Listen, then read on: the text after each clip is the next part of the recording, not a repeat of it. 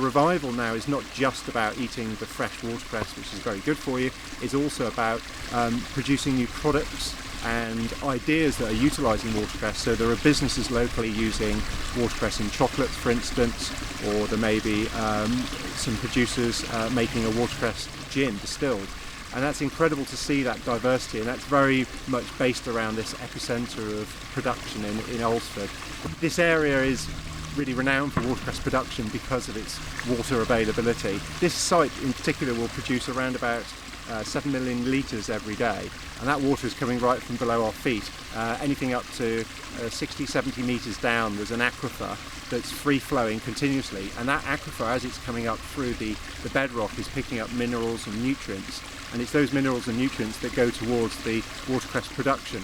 So it grows in the water, and it has roots that float within that water that collect all of those nutrients and obviously to make it grow. Watercress has a history that goes back thousands of years, and it's been used as a medicinal crop. The word Nasturtium officinale, which is its botanical name, means that it actually came from the medicine cupboard. You've got naturally high levels of minerals like calcium or vitamin C or iron, but also it has very unique properties which are released as you chew the watercress. These days we're harvesting with machinery, and we cut the watercress and deliver it daily into the factory. In the olden days what they were doing is they were hand harvesting the watercress and putting it into something called wicker flats, which were large wicker baskets. They would then be transported on the train to London. When it got to London, those baskets would then be broken down into what were on-sellers, and there were ladies that by summer they would make bunches of flowers, and by winter they would make bunches of watercress.